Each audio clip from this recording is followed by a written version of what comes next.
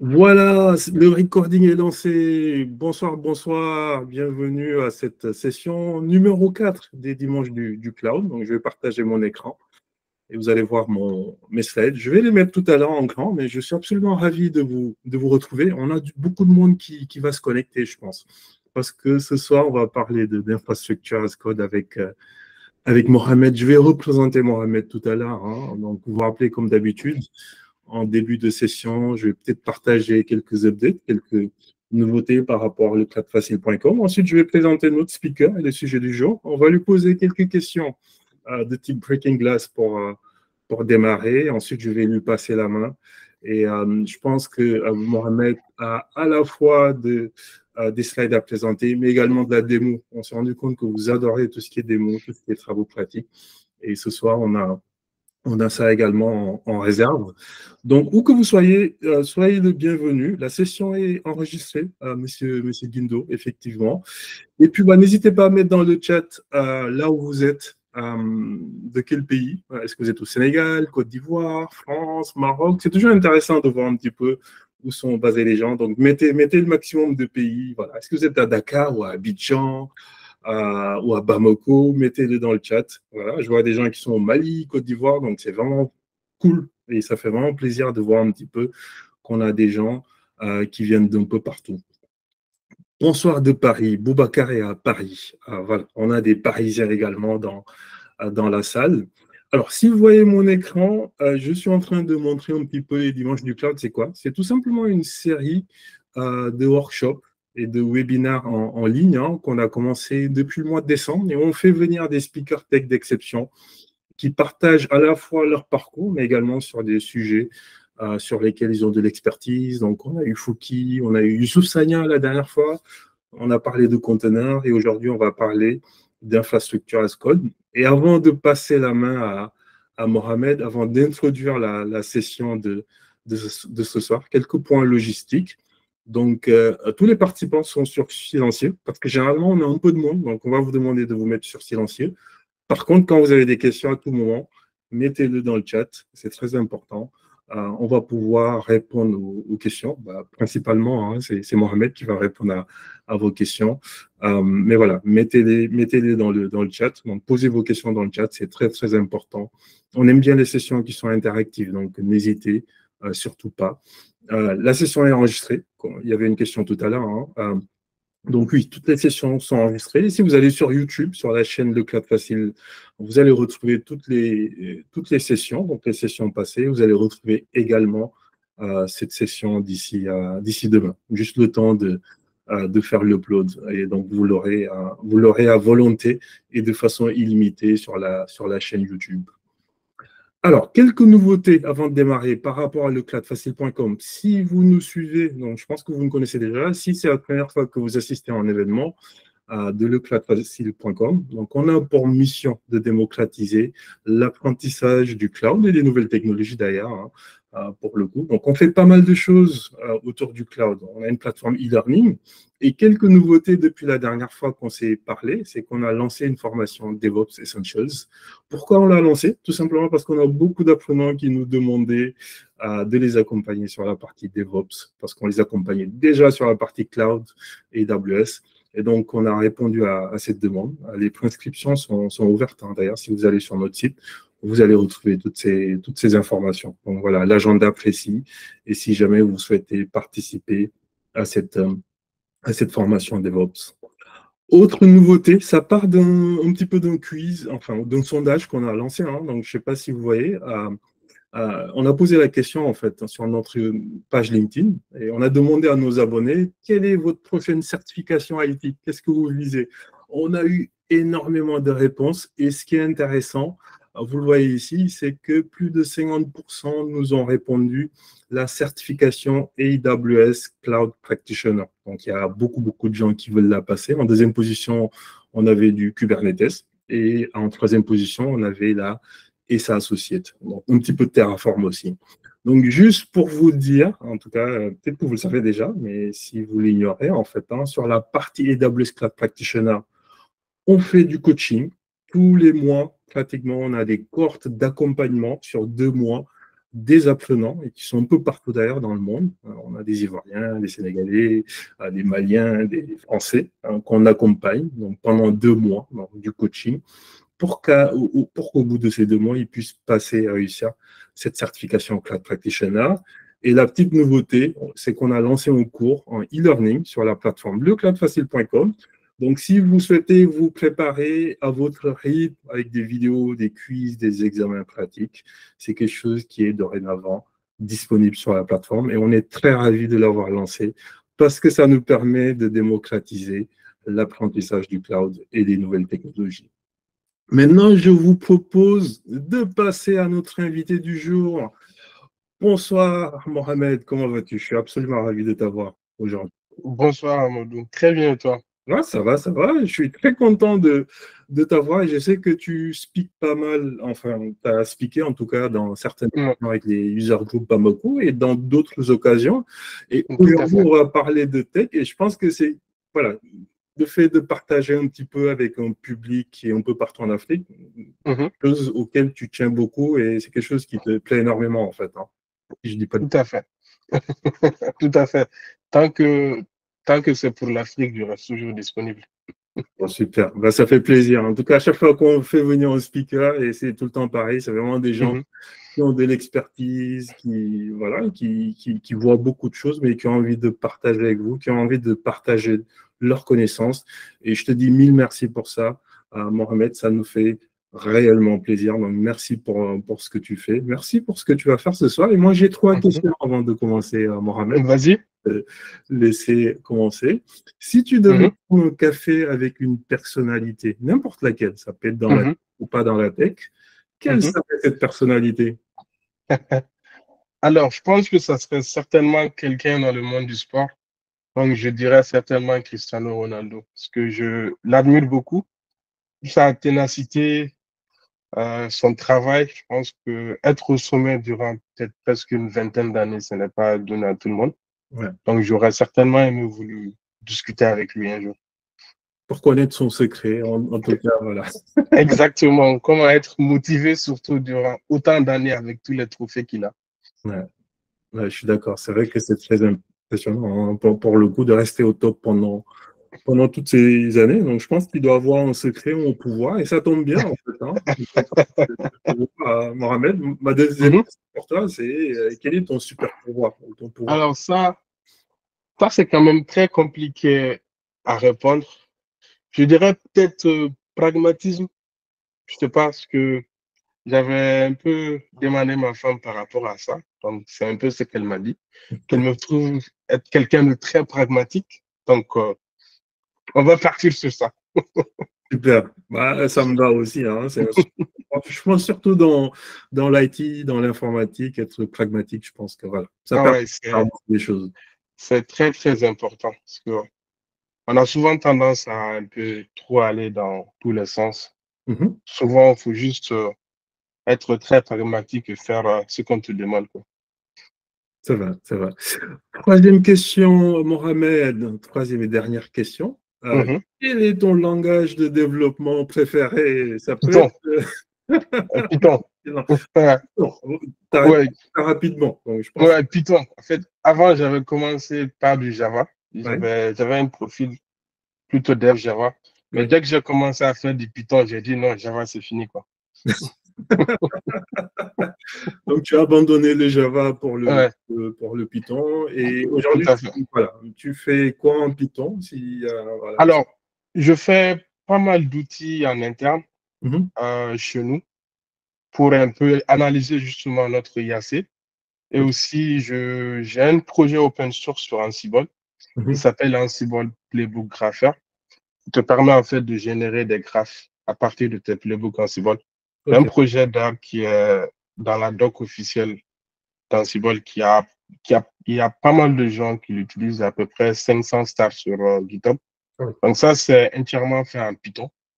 Donc ça, c'est quelques-uns de mes projets que j'ai en Python. Python à la côte, je suis d'accord. Que ce soit quand on parle d'IAC, que ce soit quand on parle de data science et tout à fait. Également. Bah, très bien, bah, ça tombe bien. Je te passe la main, Mohamed. Merci beaucoup. Il n'y a pas de souci. Je te laisse partager ton écran. Alors, je vais partager tout l'écran. Je pense que ce sera plus simple. Vous me dites si vous voyez bien mon écran. Oui. D'accord, ok. Ok, parfait. Alors, rebonsoir à tous. Donc, ce soir, on va parler d'infrastructure as code qu'on appelle couramment IAC. Donc, je vais surtout utiliser le terme IAC pour que ça aille un peu plus vite. Alors, déjà, avant de rentrer dans le vif du sujet, rapidement, qui je suis senior DevOps ingénieur dans une boîte anglaise qui s'appelle checkout.com. Donc, j'ai 4 certifs AWS. J'ai aussi la certif Terraform et GitLab.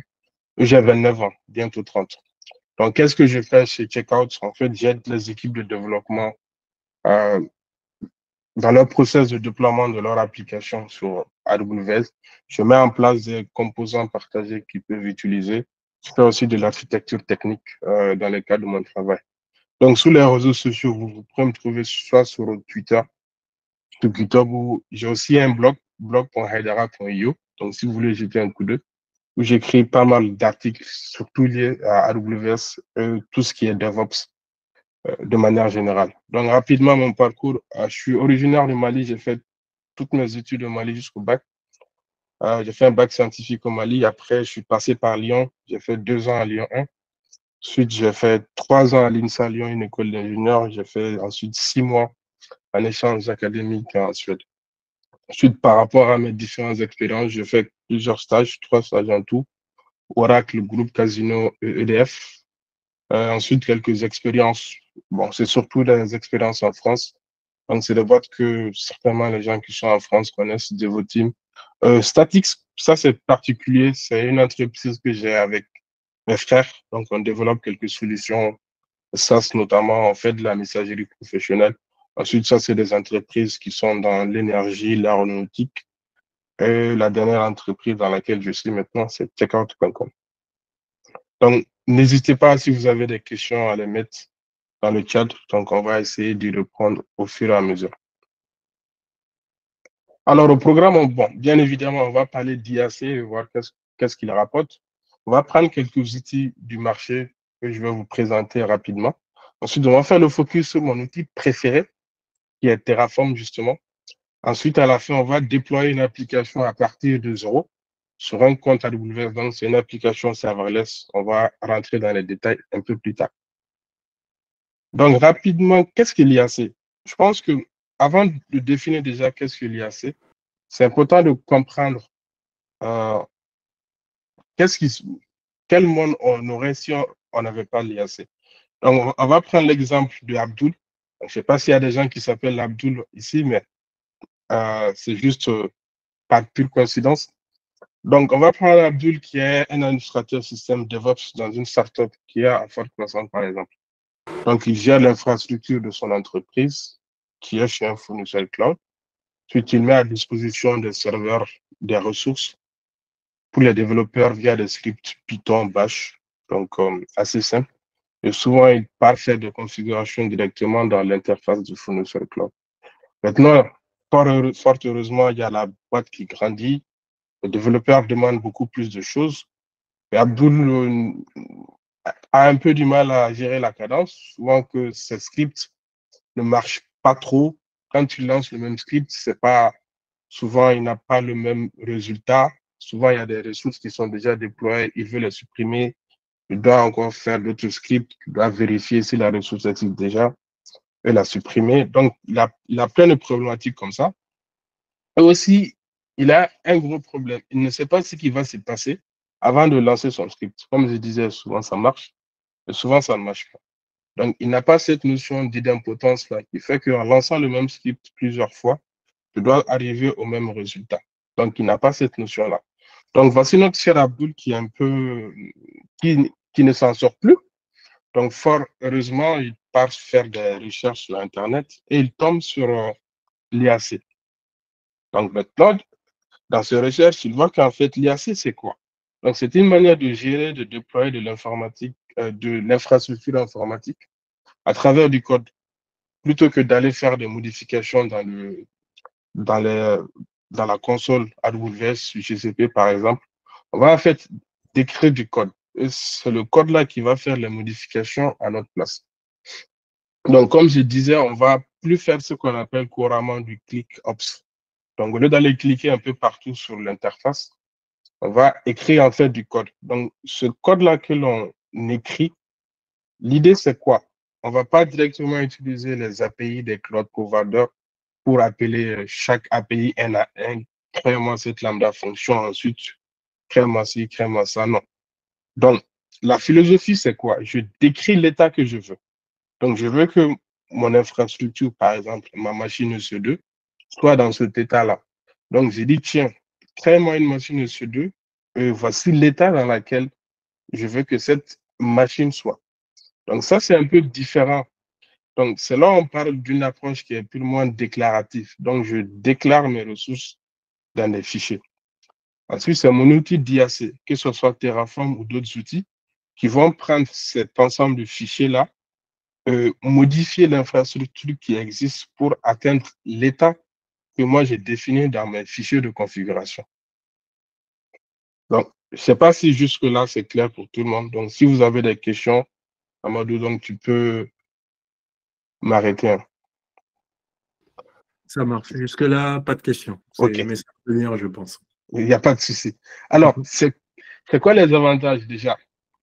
En faisant de l'IAC, il y a un élément qui est très important, donc qui est l'automatisation. Donc, on ne va plus aller, comme je disais, se connecter à l'interface, lancer des scripts Bash Python que l'on a un peu fait à la main. On va utiliser des outils dédiés pour ça, qui ont été designés pour ça, en fait. Donc, il y a l'automatisation et l'aspect industrialisation qui est très important, surtout quand on fait du DevOps. Ensuite, il y a tout qui est versionné. Donc, mon infrastructure as code, bien évidemment, c'est du code. Donc, je vais aussi le mettre dans un repo Git. Donc, il y a toute une traçabilité derrière quand je fais du versionning avec Git. Donc, le but aussi, c'est de pouvoir reproduire la même chose. Ça peut être dans différentes régions, dans différents comptes GCP ou bien Azure. Donc, le fait de faire de l'infrastructure as code, mon code, j'ai la garantie qu'il est idempotent. Donc, j'exécute mon truc plusieurs fois, je vais tomber sur le même résultat. Ensuite, une fois que j'ai écrit mon ensemble de code d'IAC, je peux aussi partager ça de manière très facile à la communauté ou à d'autres personnes dans mon équipe. Donc, dans le cas de notre cher Abdul, donc, ce que lui pourrait faire, va créer en fait soit des modules ou des composants qui sont déjà préconfigurés. Donc, les développeurs vont juste utiliser ces composants pour déployer les ressources qu'ils veulent. Donc, ça peut être sous le cloud public ou ça peut être sur d'autres clouds plus ou moins privés, si on peut dire les choses comme ça. Donc, voici le process de manière générale. Donc, on a le développeur qui a son code applicatif, qui est aussi dans un dépôt Git. Donc, ce qui change, il y a aussi l'infrastructure de son application, qu'il peut mettre soit dans le même projet Git, soit dans un projet à part. Donc, il commit tout ça. Et dans une approche purement DevOps automatisation, on va avoir une pipeline de CI/CD, peut-être sur GitHub Action, Jenkins, Travis, etc., qui lui va récupérer le code applicatif qu'il va builder en fonction des technos et des langages que j'utilise, qui va aussi récupérer le code de l'infrastructure et le lancer. Donc, généralement, c'est l'infrastructure qu'on déploie avant. Donc, il va lancer toute l'infrastructure, créer les ressources qu'il faut. Donc, l'intérêt de ça, si je lance ça plusieurs fois, l'outil verra que l'infrastructure est déjà là. Je n'ai pas besoin de faire des modifications. Donc, il ne va pas recréer les ressources qui existent déjà. Donc, ça, c'est un peu la philosophie quand on fait de l'IAC avec de l'application. Donc, tout est versionné dans Git et on a une pipeline qui va se charger de construire le code et déployer l'infrastructure en même temps. Donc, dans cet exemple, j'ai 3 environnements dev, staging, prod. On peut imaginer plein d'autres environnements et même aller plus loin, avoir ce qu'on appelle des environnements éphémères. C'est quoi? Donc, vous pouvez imaginer, je travaille sur ma pull request, donc je crée une branche, je suis en train de développer une nouvelle feature. Donc, je veux créer un environnement rapidement éphémère pour voir le résultat. Si c'est une web application, donc ça va déployer mon application à partir de ma branche. Donc, je peux faire mes tests là-bas. Je suis content. Je peux même envoyer le lien de l'application à d'autres développeurs pour qu'ils voient directement en live. Ça, si on devait le faire sans IAC, je peux vous dire que ça devient très, très, très compliqué. Donc, ça ouvre en fait la porte à beaucoup plus de choses. Maintenant, on va parler de quelques outils du marché. Alors, il y en a beaucoup. Donc, je vous ai préparé une liste, elle n'est pas exhaustive. Le but, c'est pas de faire un non-listing de tous les outils d'IAC qu'on trouve sur le marché. Mais c'est juste vous parler de quelques-uns dont vous allez certainement entendre parler. Donc, le plus connu et mon préféré, c'est Terraform. Donc, Terraform, son gros avantage, c'est qu'il est cloud agnostique. Donc, il peut marcher sur GCP, AWS, peu importe le cloud, et même sur d'autres outils qui ne sont même pas cloud. Tu peux, par exemple, faire du Terraform. Si j'utilise du Datadog, il y a une solution de monitoring. Je peux utiliser Terraform pour créer mes alertes sur Datadog, par exemple. Donc, il y a aussi un autre outil qui commence à gagner beaucoup en popularité, c'est Pulumi, qui est aussi cloud agnostique. Donc, je reviens sur Terraform. Le langage dans lequel on écrit le code Terraform, c'est HCL, c'est HashiCorp Configuration Language. Donc, je vais vous montrer ça après. Donc, Pulumi, c'est vraiment, je décris mon infrastructure avec un code qu'on écrit dans nos langages traditionnels, donc TypeScript, JS, Python, Java, Go, etc. Donc, ensuite, on a CloudFormation qui est focus sur AWS. Donc, la syntaxe, c'est du YAML et du JSON. Il y a aussi un autre outil qui est aussi fait par AWS qui s'appelle le CDK. Donc, l'avantage de ça aussi, c'est que je décris mon infra dans des langages de programmation que l'on connaît, donc Python, Java, Go, etc. Ensuite, on a Ansible. Ansible, c'est un peu différent. C'est plus pour de la configuration de serveur. Donc, c'est un outil qui n'a pas besoin d'agent. Donc, je décris mes tâches en Ansible. Je dis, tiens, je veux que sur cette machine, tu m'installes tel ou tel outil, installe-moi Python, mon serveur Nginx, tel ou tel fichier de configuration. Donc, Ansible te donne tout un cadre où tu peux configurer tes serveurs sans écrire des scripts bash où tu vas lancer tes apt-get install, des trucs comme ça. Donc, c'est un niveau vraiment au-dessus. On peut faire du cloud avec Ansible, faire à peu près la même chose que Terraform, mais je ne le conseille pas du tout. Je pense qu'il y a des outils qui sont beaucoup plus adaptés pour ça. Maintenant, l'IAC, tout ça, c'est bien beau, mais concrètement, ça ressemble à quoi? Donc, je prends le cas de Terraform. Donc, ça, c'est comme ça que, par exemple, je peux créer un bucket dans Terraform. Donc, on va rentrer dans le détail après. Donc, Pulumi, ça, c'est l'exemple de Pulumi en Python. Ensuite, on a CloudFormation, comme je disais, c'est du YAML. Donc, c'est le même bucket que là, je suis en train de créer en CloudFormation en YAML. Et en dernier, j'ai Ansible pour montrer on peut aussi créer des buckets Ansible ou plein d'autres, des buckets sur AWS avec Ansible et plein d'autres choses aussi. Maintenant, on va parler de Terraform, mais avant d'aller plus loin, est-ce que vous avez des questions? Alors, pas de questions sur le Okay. Mais s'il y a des questions, je vais te dire. Mais pour le moment, tout est clair. OK. Ça marche. Maintenant, Terraform, c'est un outil qui a été créé par une entreprise qui s'appelle HashiCorp en 2014. Donc, dans le monde du cloud DevOps, HashiCorp, c'est une boîte qui est très connue. Ils ont pas mal d'outils qui sont utilisés un peu partout. Il y a notamment Packer pour la création d'images machines virtuelles. Il y a Consul, Nomad. Il y en a vraiment plein. Donc, c'est une boîte qui est vraiment incontournable dans le domaine du cloud et du DevOps. En fait, c'est un framework en tant que tel qui fournit en fait un environnement d'exécution, une machine à état, donc pour que tu puisses gérer le cycle de vie de tes ressources. Par cycle de vie, on parle de création, suppression, modification. Donc, comme je disais, c'est sans doute l'outil qui est le plus populaire sur le marché. Il y a une grosse communauté derrière et énormément de plugins qu'on appelle providers et aussi de modules qui sont disponibles pour Terraform. Donc, si vous partez sur Terraform demain, dans le cadre de vos projets, sachez que c'est une valeur sûre. Vous pourrez trouver tout et n'importe quoi. Ensuite, le code est écrit en SQL. Ce n'est pas un langage de programmation. Comme je disais, c'est un langage où on déclare ce qu'on veut. Et c'est le framework qui va se charger de se connecter au cloud provider à travers les providers pour créer les ressources, les modifier, les supprimer. Donc, en fait, c'est un peu plus high level. Donc, ça, ses avantages et ses inconvénients. L'avantage, c'est que c'est assez simple à lire. Et on a un langage que tout le monde peut comprendre sans être expert Python, Java, C# ou peu importe. Donc, l'inconvénient, c'est que ce n'est pas un vrai langage de programmation. Donc, ça, c'est limite aussi. Donc, dès qu'on veut faire des choses un peu compliquées, dès qu'on a des différences entre les différents environnements de mon application, rajouter des conditions pour créer des ressources dans certains cas et pas d'autres, ça devient un peu compliqué. Néanmoins, ça fait bien le taf, ça marche bien dans la plupart des use cases qu'on peut rencontrer. Donc, c'est l'outil qu'on utilise principalement chez nous. Donc, voici les principales commandes. Donc, Terraform init, on verra ça après.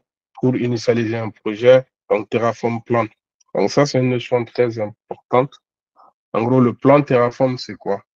Donc, Terraform te montre en fait la liste des modifications qu'il va faire.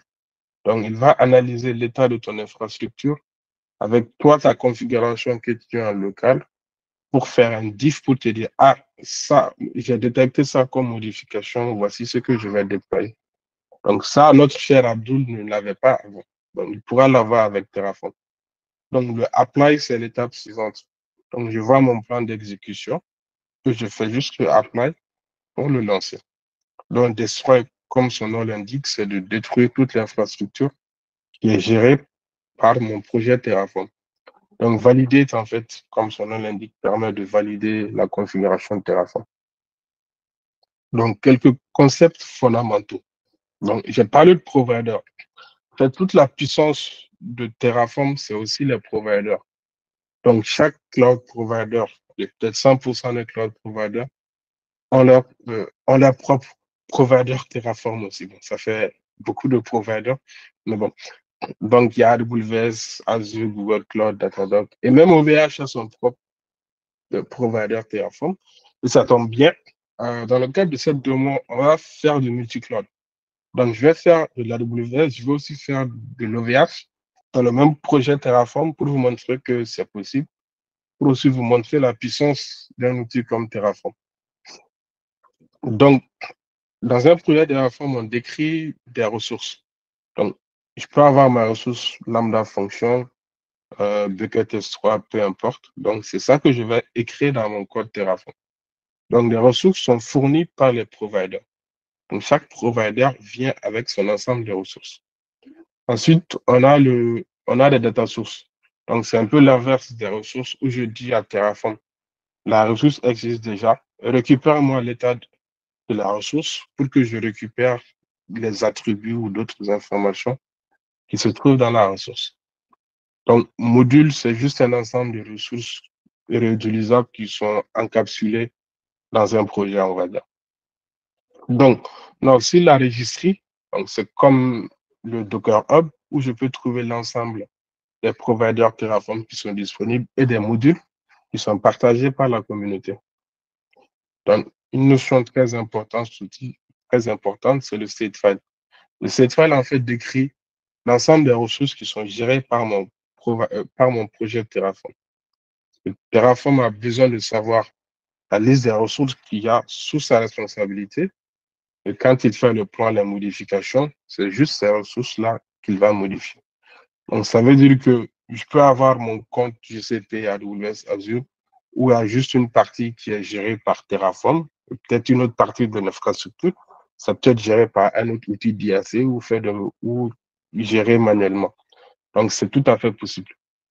Donc, vous allez aussi entendre parler de backend. Le backend, c'est quoi? En fait, c'est la configuration qui définit où ce fichier-là doit être stocké. Donc, tu peux soit le mettre sur S3. Donc, cette liste aussi n'est pas exhaustive. Tu peux le mettre aussi sur GCP. Ou quand on débute sur Terraform, quand quand j'ai de petits projets, je garde le state en local. Il faut juste faire gaffe à ne pas le supprimer. Et voilà un peu. Donc là, on va parler à la démo. Je pense que c'est la partie que vous attendez tous. Absolument. Pas de problème. Alors, j'ai préparé un petit projet pour vous qui s'appelle le DevOps Challenge. Vous aurez accès au lien, il n'y a pas de souci, donc vous pourrez le lancer chez vous.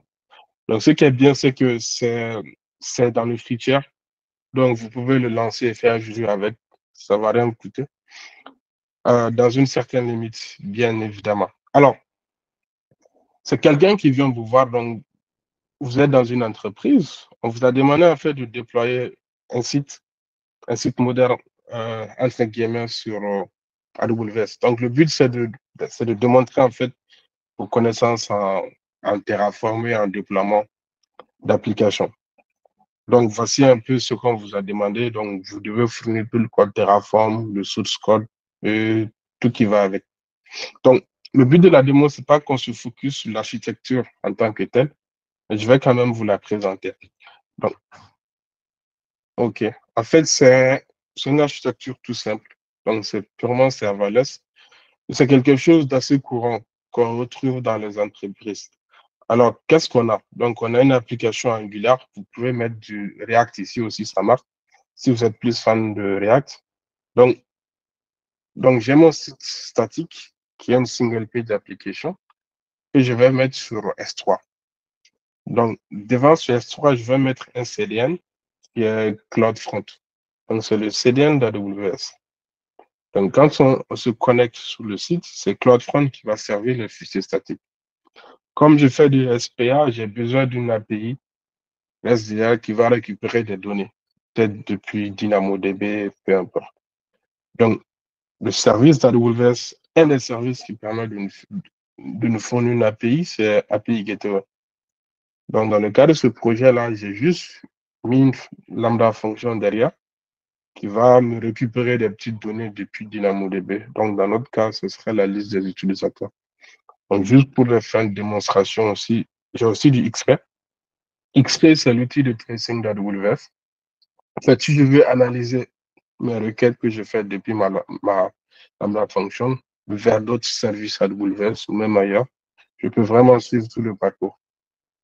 Donc, j'ai CloudWatch Logs ici, où je vais pousser les logs de mes fonctions lambda. J'ai aussi un autre bucket où je vais mettre les logs d'accès à mon site statique. Et là, vous avez OVH qui traîne ici, parce que c'est le DNS de notre projet qu'on va gérer avec OVH. Le certificat même associé au domaine, ça va quand même sur AWS. Donc, on va dire que je fais du multi-cloud dans ce projet. Donc, le projet sur le GitHub, je l'ai déjà ici en local. Vous voyez bien mon IDE ou pas? Oui. Je pense que tu peux zoomer juste un petit peu. OK. Pour OK. Voilà, super. OK. Je vais zoomer sur les fichiers. C'est pas de problème. Alors, les fichiers Terraform, ça, c'est l'organisation classique. On va juste se concentrer sur les fichiers .tf. Donc, ça, c'est pas très important pour le moment. Comme je disais, ça, c'est les fichiers, le code Terraform, c'est dans les fichiers TF. Donc, la convention que vous allez beaucoup retrouver, c'est un fichier main.tf, output.tf, variable et data. Le nom des fichiers importe peu, juste que tous les fichiers soient dans le même répertoire. Donc, quand je vais lancer Terraform, il va analyser tous les fichiers qui finissent par TF et il va travailler avec ça. Donc, dans mon cas, on va commencer par le main. Donc, le main ici, en fait, je vais décrire le provider que je veux. Donc, dans le cadre de ce projet, je fais principalement de l'AWS et de l'OVH. Donc, j'ai dit juste à Terraform, j'ai besoin de ces providers-là, tu vas me les télécharger. Donc, ça, c'est des providers un peu spécifiques qui permettent en fait de lancer des lignes de commande dans le cycle de vie. On ne va pas s'attarder sur ça pour le moment, ce n'est pas très important.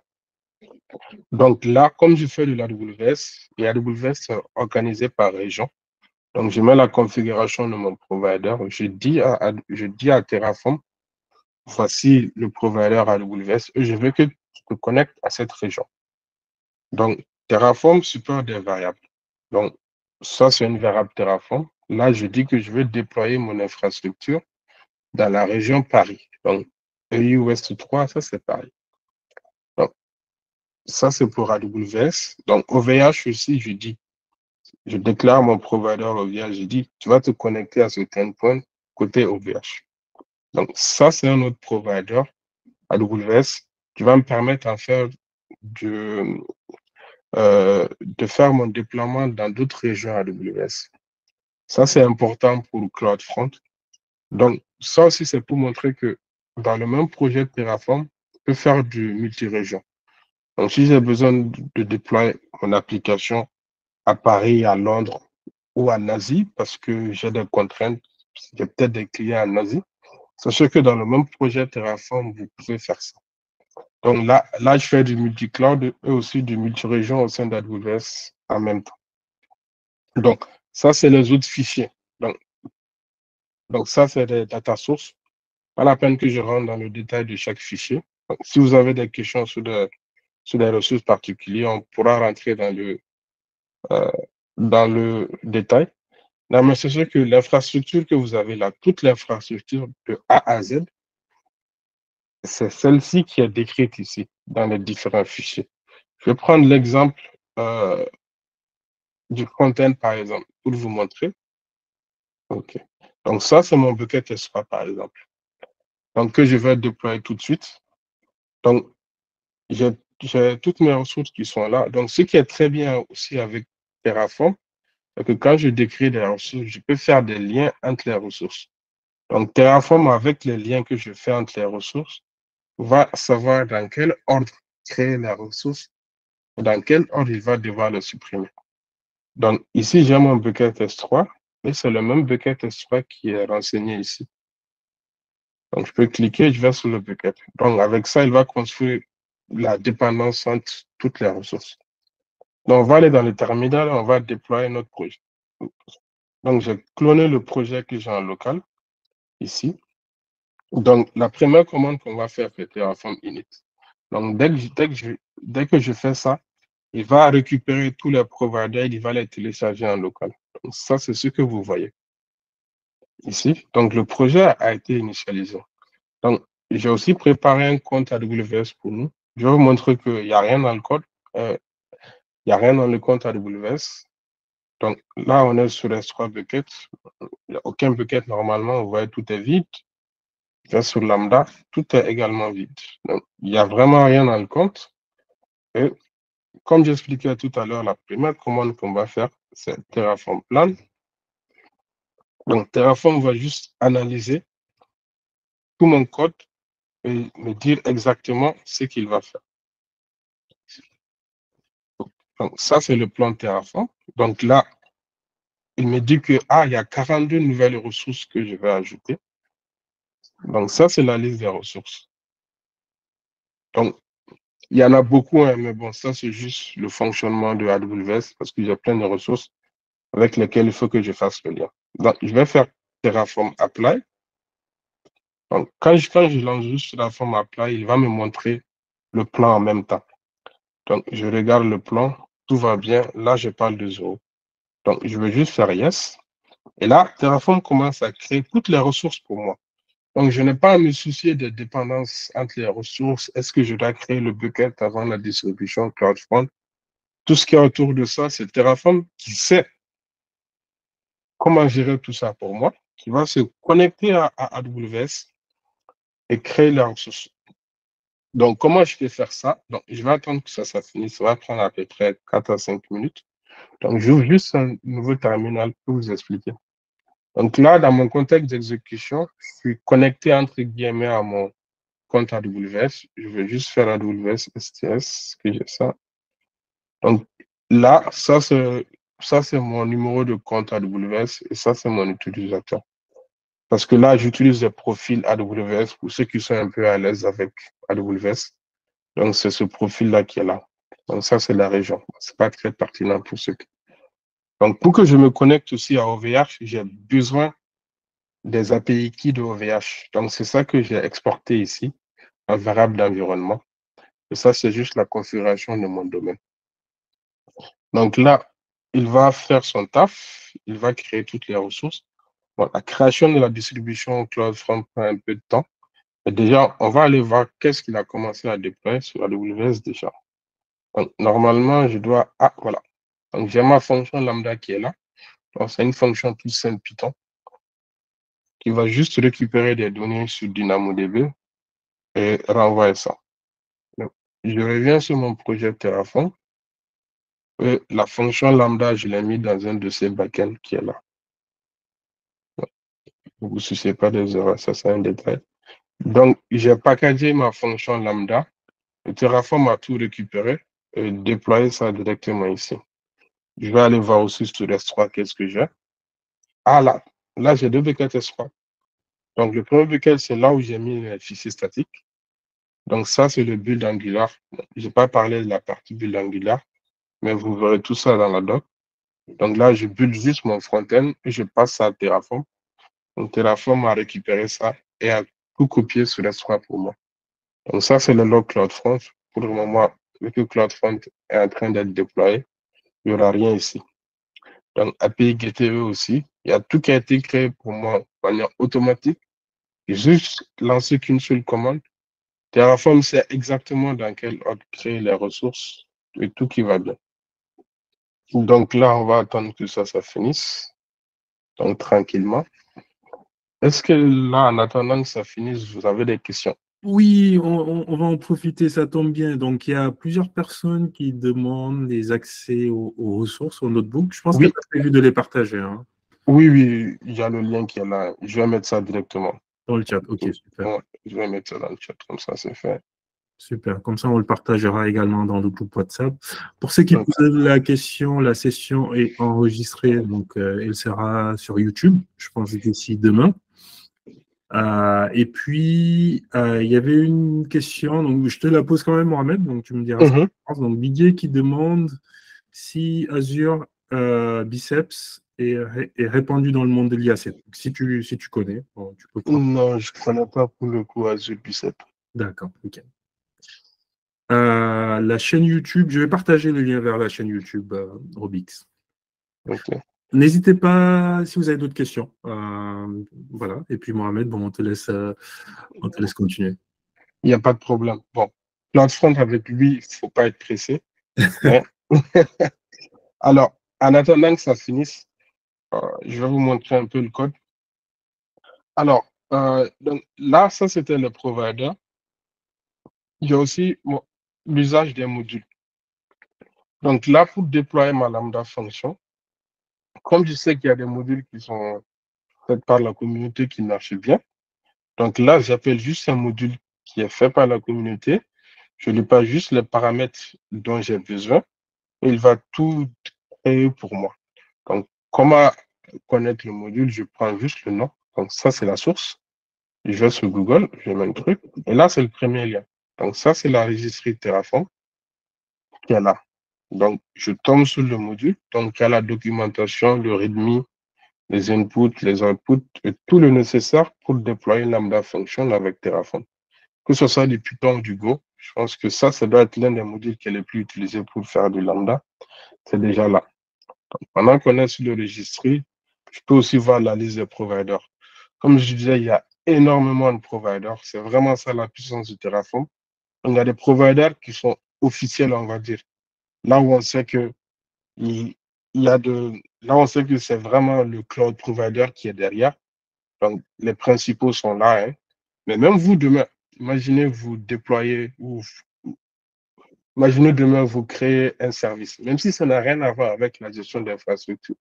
Vous pourrez quand même utiliser Terraform pour gérer ça. À partir du moment où le service que vous déployez a cette notion de ressources qui ont un cycle de vie, que je crée, que je modifie, que je supprime. Donc, techniquement, vous pouvez vous-même développer votre provider Terraform si vous connaissez un peu le Go. Et les providers Terraform sont développés en Go. Donc, on revient sur CloudFront. Et là, c'est fini. Donc, l'intérêt de ça, c'est que je n'ai rien à faire. Et là, je clique sur mon lien Et là, bim, j'ai mon application qui est déployée. Je vous mets les liens pour ceux qui veulent aller jeter un coup d'œil. Alors, c'est un truc qui est tout simple. Hein. Je ne suis pas un dev front. Donc, j'ai juste pris le Hello World Angular, je l'ai un peu modifié. Donc, j'ai aussi repris l'image de l'architecture qui est là. Donc, que j'ai aussi poussé en même temps. Tout est fait avec Terraform. J'ai juste rajouté un petit bouton qui fait load user from DynamoDB qui va appeler l'API, qui va appeler la lambda va lire les données dans DynamoDB. Donc, on va aller voir ce qu'il y a dans DynamoDB pour vous montrer que ça vient bien de là. Donc, je note quand même que c'est également une architecture 100% serverless. Exactement. 100% serverless, du début à la fin. Donc là, j'ai mon DynamoDB qui a aussi été déployé. Donc, je fais sur l'Explore. Là, je vois la liste des users. Donc, il y a un fichier user que nous utilisons dans le projet. Donc, je lis juste ce fichier avec Terraform. Je dis à Terraform, crée-moi ces données-là dans DynamoDB. Donc, je prends juste celui-ci. Hein. Allez, hop, c'est le premier qui est là. Donc, vous voyez bien.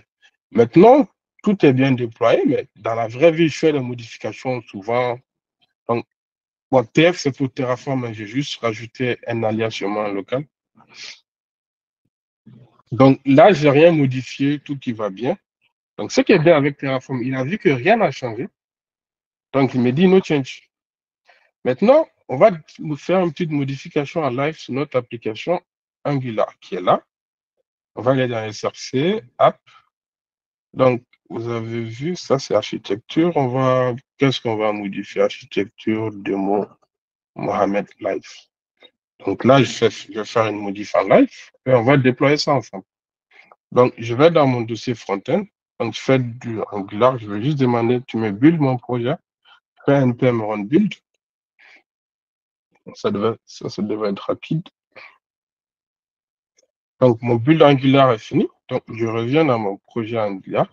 Je fais Terraform apply et vous allez voir ce qui va se passer. Et là, Terraform m'a vu, ah, tiens, ton front-end qui a changé. Donc, je dois le redéployer. Et là, il va me recréer cette ressource-là qui va me permettre de déployer les modifications de mon front-end. Je fais juste yes. Et là, en même pas 5 secondes, la modification a été déployée. Et là, je refresh architecture démo live Mohamed. Donc, en même pas 5 secondes, j'ai mis à jour mon application, je l'ai déployée. Terraform a vu exactement ce qui a changé. Donc, il a juste mis à jour la partie qui m'intéresse. Et voilà. Ensuite, c'est pas tout ce qui est aussi fort avec Terraform. Il peut arriver que quelqu'un fasse des modifs à la main, juste pour tester un truc rapidement. Et qu'après, mon application ne marche plus, je ne sais pas pourquoi. Quelqu'un a cassé un truc. Donc, on va prendre un exemple. Donc, je vais modifier mon rôle IAM. Mon rôle IAM, c'est quoi? C'est ce qui donne les permissions à ma lambda d'accéder à ma base de données DynamoDB. Donc, je vais juste supprimer tout ça. Peut-être que je voulais faire un test rapidement, je me suis trompé, on ne sait jamais, ça arrive. Et là, vous allez voir qu'est-ce que Terraform va faire. Donc là, dans l'état actuel, mon application ne devrait pas marcher.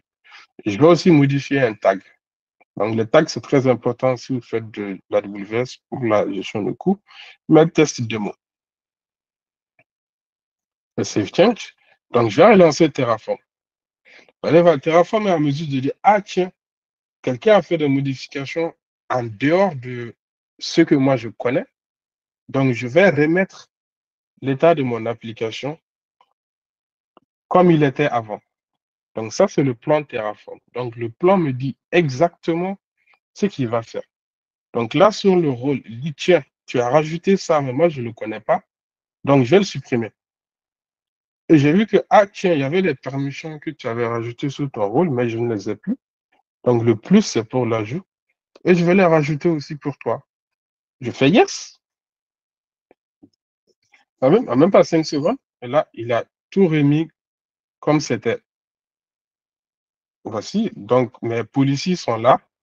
Tout est bien là. Tout est revenu comme c'était.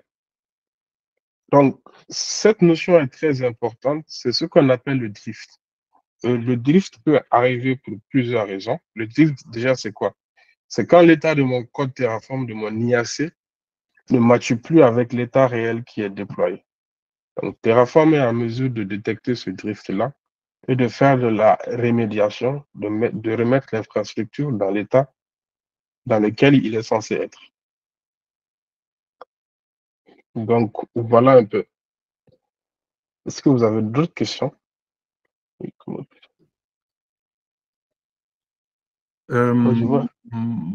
Pour le moment, pas de questions. Donc, on a une personne qui n'arrivait pas à voir ton écran, mais je pense que c'était isolé. La session est enregistrée. OK. Il y a des claps et des bravos. Les gens sont, sont très contents jusque-là. Il n'y a pas de problème. Alors, oui. Donc, on va continuer rapidement. Donc, comme vous le voyez, à partir de là, je peux vraiment déployer une application complète. Donc là, j'ai juste fait le minimum syndicat pour des fins de démo.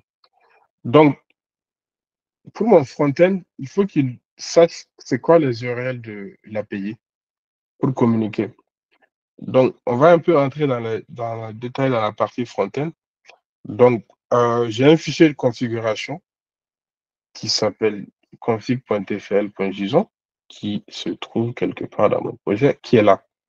Donc, c'est l'URL de l'API et l'environnement. Donc, durant mon déploiement, en fait, Terraform est en mesure d'injecter ces valeurs-là juste avant de déployer le code sur S3. Donc, on a cette notion-là qui est là de template file. Donc, je donne un fichier de template et des variables et il va automatiquement faire l'interpolation pour moi avant de le déployer. Je parlais aussi du Terraform state file qui est là. Donc, ce fichier est très, très, très, très important. Donc, s'il y a un fichier qu'il ne faut pas généralement modifier à la main ou toucher, c'est ce fichier state file. Comme là, c'est une démo, j'ai juste gardé ça en local. Mais dans la vraie vie, quand on est dans une chaîne de CI/CD, ce fichier, on va le mettre soit sur S3 ou ailleurs. Mais on ne va clairement pas le garder ici en local. Parce que là, s'il y a quelqu'un d'autre qui veut travailler avec moi sur ce projet, ça ne sera pas possible. Maintenant, on va aller plus loin. Donc, ça, c'est un dev. Ça, c'est mon environnement de dev. Donc, encore une fois, généralement, on a plusieurs environnements pour l'application. Je ne vais pas le déployer vu qu'il reste que 7 minutes. Mais j'ai la notion de workspace. Je peux créer un nouveau workspace Terraform pour dire, tiens, crée-moi un nouveau workspace que je vais appeler prod. Maintenant, je peux déployer la même application dans un autre environnement qui s'appelle prod, par exemple. Donc, TF, je rappelle, c'est pour Terraform. Je fais juste TF apply, je donne var inf prod. Je suis dans un nouveau workspace. Là, je suis en mesure de faire la même copie de mon application dans un autre environnement qui sera pour la prod, par exemple. Donc, à partir du même code, en gros, je déploie le même code dans différents environnements à partir du même projet. Je ne vais pas le faire, je pense que vous avez tout compris le principe. Donc, je reviens sur mon workspace par défaut. Et j'ai parlé de OVH, c'est vrai que je ne vous ai pas montré OVH, peut-être que vous ne me croyez pas, mais on va le voir. Donc là, je suis sur l'interface OVH. Donc, j'ai mon autre domaine aidara.io qui est sur OVH. Donc là, je mets DevOps. Vous voyez deux enregistrements DNS. Donc, le premier, en fait, c'est le lien sur lequel vous avez cliqué. Donc, c'est un enregistrement Cinem sur ma distribution CloudFront. Pour vous montrer que c'est la bonne distribution CloudFront, on va aller voir ici. Oh, CloudFront, rapidement. Je pense qu'on va s'arrêter là après. Et là, c'est ma distribution qui est là. Et vous voyez, c'est le même domaine name. Donc, ça pointe bien dessus. Donc, l'autre enregistrement DNS, en fait, ça, c'est pour la validation de mon certificat. Donc, j'ai un certificat qui est géré sur AWS, donc qui est gratuit quand on reste dans le cadre d'AWS, quand on met le certificat sous des ressources AWS. Mais pour valider le certificat, je dois prouver que le domaine m'appartient. Donc, depuis Terraform, j'ai ajouté l'enregistrement DNS dans mon compte OVH directement ici. Comme ça, Terraform et AWS vont valider que cet enregistrement DNS a bien cette valeur-là. Donc, ce qui prouve que le domaine m'appartient. Donc, ça, c'est mon application complète. Donc là, je suis content, la vie est belle. Non, je n'ai plus besoin de l'application. Pareil, je fais Terraform Destroy. Il va me montrer la liste de toutes les ressources qu'il va détruire. Bon, je ne vais pas le faire là tout de suite. Je vais le faire peut-être après. Mais il suffit que je fasse yes, je fais entrer. Et là, il va tout supprimer pour moi de A à Z. Il saura exactement dans quel ordre il doit supprimer les ressources. Et voilà. Je pense qu'on va s'arrêter là. Je pense que j'ai tout dit. Est-ce que vous avez d'autres questions? Oui, bravo. Il y a des questions. Il y a deux questions même de Salim. La première, c'est est-ce que c'est nécessaire de refaire un Terraform Apply quand tu modifies le code source du FE, j'imagine que c'est le front-end, du front-end déployé dans Oui, oui. Tu dois le faire. En fait, dans ce projet, j'ai décidé de tout faire avec Terraform. Comme c'est un front-end qui est Angular, je modifie mon code. Il faut que je build encore à nouveau. Donc, pour que Terraform puisse déployer cette partie-là, je dois faire le apply. Comme ça, il va voir que la partie front-end a changé et il va le redéployer. Ok, super. Salim, j'espère que ça répond à la question. Il y avait une deuxième question de Salim. N'hésitez pas les autres si vous avez des questions. Donc, il demandait si c'est pas mieux d'avoir un GitHub Action pour déployer le code Oui, et tout à fait. l'infra. Tout à fait. C'est ça que je vous conseille de faire. Là, c'est juste pour le but de mon, pour quelqu'un qui veut qui veut déployer ce projet rapidement. Tu commences en local, mais dans la vraie vie, faites pas ce que je viens de faire, quoi. Oui, effectivement. Donc là, c'était pour la démo. C'était une belle démo d'ailleurs pour le cours et je pense que Salim est très content de la réponse. Alors, Ouais. on a Cadio Léon qui demande si tu peux expliquer le workflow de l'architecture. Du coup, peut-être très rapidement, juste sur l'architecture. Je ne suis pas sûr qu'on aura le temps de rentrer en détail, mais peut-être juste expliquer les différents composants pour ceux qui l'ont raté au début. Voilà. OK. Alors, ça, c'est l'archi qu'on vient juste de déployer. Donc, c'est purement serverless. Donc, j'ai un backend Angular, qui est un framework pour faire des applications web, SPA pour Single Page Application. Ensuite, j'ai un backend qui a une API REST, derrière laquelle il y a juste une fonction lambda. Donc, comme mon Angular, c'est des fichiers statiques, c'est du JS et de l'HTML classique, il faut que je déploie ça quelque part. Donc, sur AWS, très couramment, les gens mettent ça sur S3. Donc, ça, c'est le bucket S3 qu'il y a là. Ensuite, pour exposer mon bucket S3 avec un domaine qui n'est pas le nom, du domaine du bucket fourni par AWS, j'ai besoin de mettre CloudFront devant. Donc, ça, c'est le CDN. Donc, je mets le domaine sur CloudFront qui me permet de récupérer mes fichiers statiques avec un autre domaine tout joli. Donc, en haut à droite, ça, c'est la partie API Gateway. En fait, c'est mon API REST. Donc, j'ai une lambda qui est en fait mon backend qui récupère les données depuis ma base de données DynamoDB et qui les affiche. Donc, XP, ça, vous n'en avez pas vraiment besoin. C'est juste là parce que c'est joli. C'est pour faire du tracing dans AWS. Donc, les logs applicatifs et tout ce qui va avec ça, ça part dans CloudWatch, donc que je ne vous ai pas montré. Ensuite, ça, c'est le log même d'accès à mon front-end. Donc, chaque fois que toutes les personnes ont cliqué sur le lien, ça va pousser des fichiers dans S3 avec, c'est juste des logs d'accès, en fait, que vous retrouvez là, que je peux très rapidement. Hop.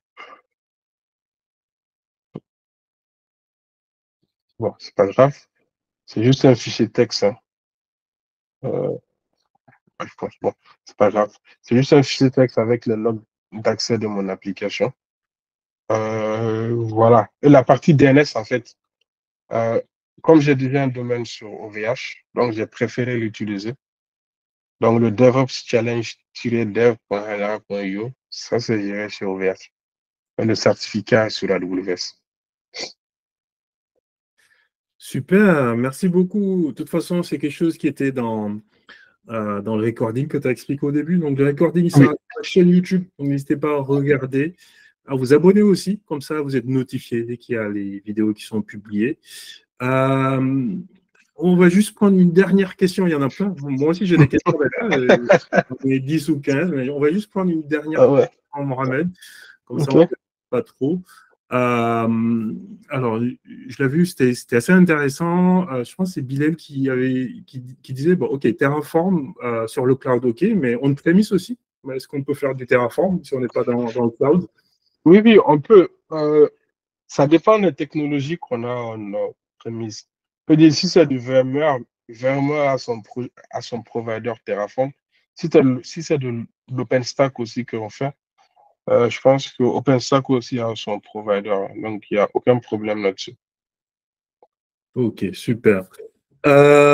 Super démo, c'était bravo Mohamed, encore une fois, il y avait plein de claps, donc vraiment, encore une fois, bravo pour cette superbe session. Il y a des questions auxquelles on n'a pas eu le temps de répondre, mais voilà, je pense que soit vous pouvez passer par le groupe WhatsApp ou la page LinkedIn, ou même suivre directement Mohamed, je pense que ça lui fera plaisir pour lui envoyer des il n'y a pas de souci, hein, ouais. N'hésitez surtout pas, je suis sur LinkedIn, Twitter, GitHub, passez sur mon blog. N'hésitez vraiment pas.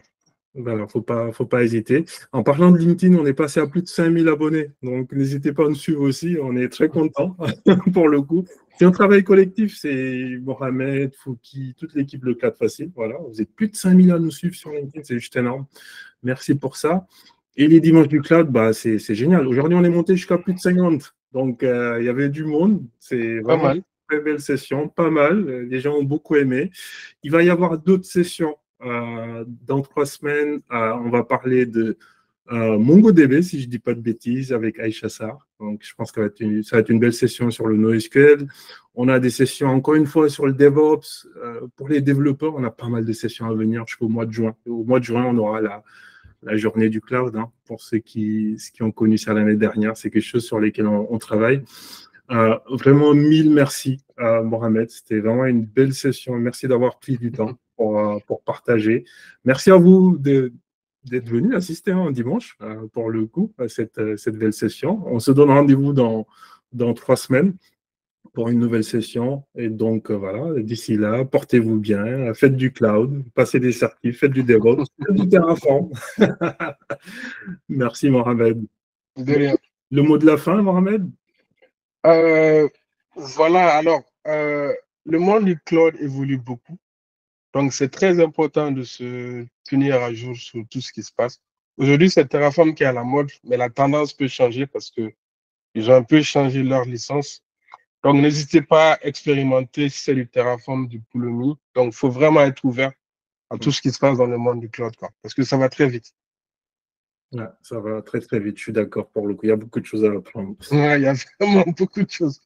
Donc, voilà. Merci à Amadou de m'avoir donné l'opportunité de faire cette présentation aussi. C'était un réel plaisir. Tu reviens quand tu veux. Il n'y a pas de problème.